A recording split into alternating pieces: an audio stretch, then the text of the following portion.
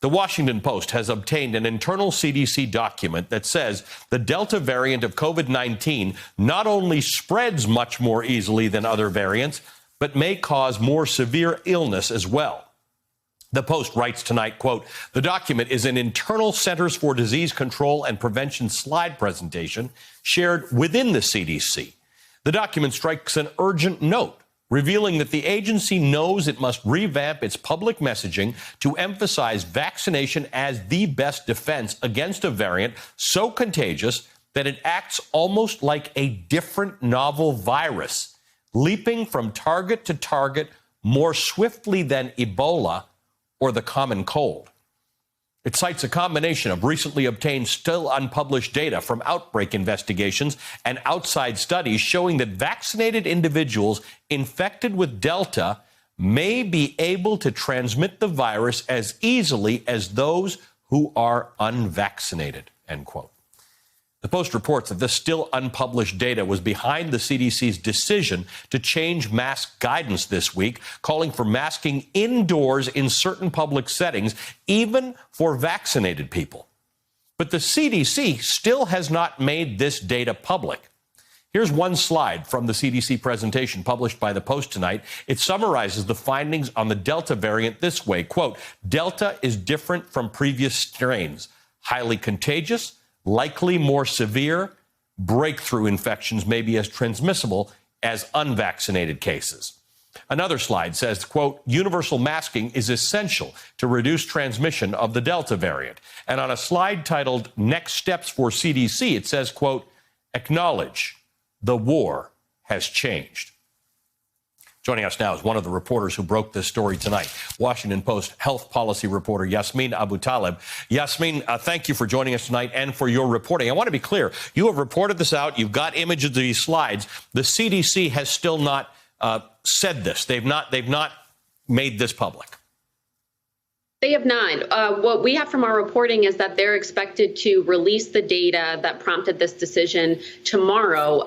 Even in these slides, they mention data, they cite studies, they cite their own investigations, but the actual methodology, the data, the sample size is not in there yet. The expectation is that they will publish that tomorrow. We spoke to the head of the CDC here on Tuesday night, where they had talked about this new mask guidance, which has, confused some people because they feel like it's a backtrack or a reversal. The CDC says it's an update, but that's the masking part of things, that vaccinated people should wear masks in some circumstances indoors if they are in a high transmission area.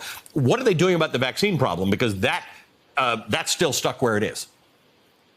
That's a lot of what's addressed in this document. One of the first slides in there says that there's public skepticism, not a lot of public trust in the vaccines.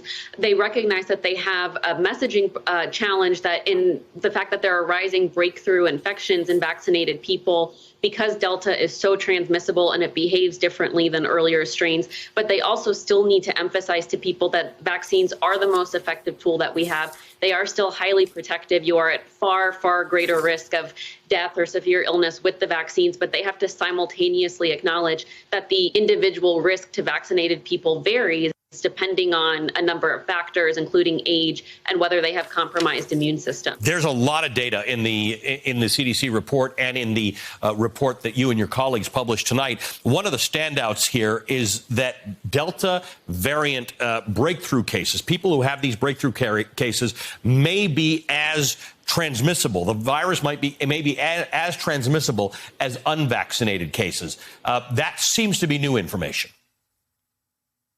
It is, and that was the key piece of information that supported their decision to recommend that vaccinated people wear masks indoors and in certain settings in areas with substantial transmission. This is not how the previous variants behaved, but what they found is that vaccinated people and unvaccinated people who get infected with Delta have the same viral loads, and they've also found that that means that they can spread the virus just as efficiently as an unvaccinated person. They're still far less likely to get seriously sick or to die or end up in the hospital, but the transmission piece of it is what's really concerning and prompted that that change in the mask guidance. Now, in fairness, Yasmeen, you know more about this than I do. So when I saw that it could be as transmissible as Ebola or the common cold, what's that supposed to mean? Does that mean it's a great factor of transmissibility greater than they or we thought the Delta variant had?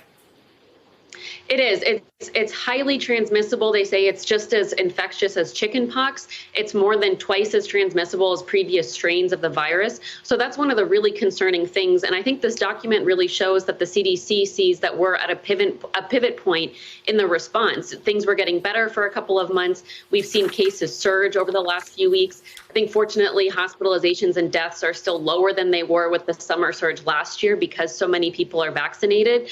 But given the way Delta behaves, the fact that vaccinated people can still contract it and spread it, this is a new worrying phase of the pandemic. And I think we'll see that they stress in there, they actually call for universal masking, which their guidance stops short of. They say just in certain circumstances. But they also say, we need to look at other non-pharmaceutical interventions. They don't call for restricting gatherings or anything like that, but, say that it maybe should be evaluated depending on how things progress. We know last year at this time, there was a lot of fighting and disarray at the CDC. What's the level of agreement on these policies and the way to move forward on them right now within the CDC?